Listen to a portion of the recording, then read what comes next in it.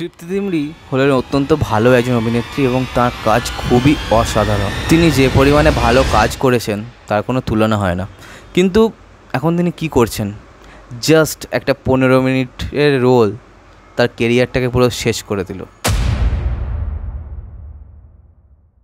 যখন 2018-তে লায়লা মাজনু সিনেমাটা দেখি, তখন কিন্তু দেখে লায়লা মাজনুর যে নায়িকা ছিলেন তাকে দেখে না আমি পুরো স্পেল বাউন্ড হয়ে গেছিলাম। এবং নায়কের কথাও বলতে হয়, তবে এখানে যেহেতু ভিডিওটা সেই নায়িকাকে নিয়েই, তাই নায়িকার ওপরেই আমি বেশি ফোকাসটা রাখছি। তো সেই নায়িকা যেরকম অভিনয় করেছিলেন এবং তারপরে তার যে লায়লা মাজনু সিনেমাটাকে নিয়ে তার যে স্টাডি, সেটা যখন আমি দেখেছিলাম, দেখে কিন্তু খুব ভালো লেগেছিলো যে বা একটা অভিনেত্রী, একজন অ্যাক্ট্রেস এতখানি এফোর্ট দিচ্ছেন তার চরিত্রের পিছনে।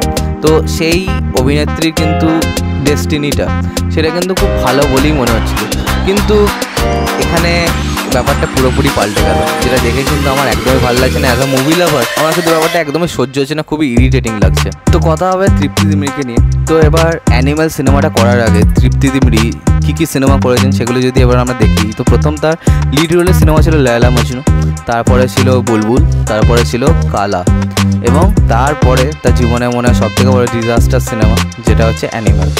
তো এই যে সিনেমাগুলো, প্রথম তিনটে যে সিনেমা, সেই সিনেমায় তার পারফরমেন্স দেখুন এবং তার মানে একটা চরিত্রকে ফুটিয়ে তোলার যে ক্যাপেবিলিটি, সেটা একবার খালি দেখুন।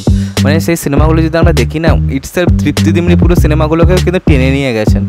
লায়লা মাজনুতেও আমি বলবো তৃপ্তি দিমরির অনেকখানি পোর্শন ছিল। বুলবুল তো পুরো তার উপরে মাউন্ট করে বানানো, অ্যাজ ওয়েল অ্যাজ কালা। তো সেই একজন অভিনেত্রী এত ভালো যিনি অভিনয় করেন, যার মানে আমরা যদি বুলবুলে দেখি, বুলবুলে তার একটা কবিতা ছিল লাস্টে, তো সেটা তারই লেখা। মানে এতখানি একজন গুণী শিল্পীর আজকে কি দশা দেখুন। ব্যাড নিউজ সিনেমার যে গানগুলো আসছে, মানে এত জঘন্য লাগছে সেই ব্যক্তিকে দেখে। এবং অ্যানিম্যালের পর থেকে থার্ড ক্লাস হয়ে গেছে ব্যাপারটা পুরো, মানে একদম মেনেই যেন নিতে পারছি না যে এই অভিনেত্রী এরকম একটা কিছু হবে। এবার কিছুই না, আমরা জাস্ট একটা ভালো অভিনেত্রীকে আবার হারিয়ে ফেললাম। একটা কমার্শিয়াল স্টার একটা ভালো অভিনেত্রী গলা টিপে মেরে দিল। তৃপ্তি দিমরির ক্ষেত্রে ঠিক এরকমই হয়েছে।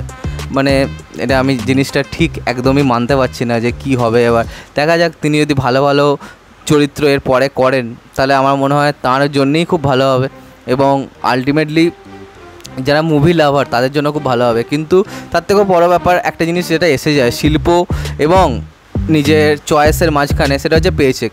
মানে এত মোটা যদি পেচেক অফার করা হয় তৃপ্তি দিমরিকে, তাহলে তিনি আর কেনই করবেন? কারণ সেই সিনেমাগুলোর রিচ খুব কম হতো। এখানে তাকে তিনি একটা ভালো ফেম পাচ্ছেন এবং কদিন পর তিনি ভালো ব্র্যান্ড এন্ডোর্সমেন্টও পাবেন এবং আস্তে আস্তে কী হবে, তিনিও আর 5টা কমার্শিয়াল স্টারের মতোই হয়ে যাবেন।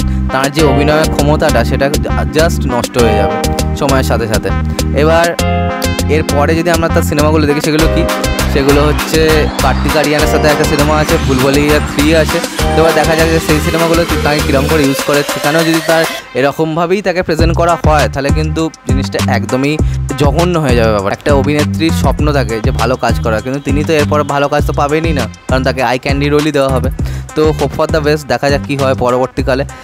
আজকে আমাদের ভিডিওটা এখানে শেষ করলাম। তোমাদের কি তোমরা কমেন্ট করে জানাও এই ব্যাপারে, আর সাবস্ক্রাইবটা প্লিজ করে দাও যাতে আমার সাথে তোমাদের আবার দেখা হয়। Bye bye.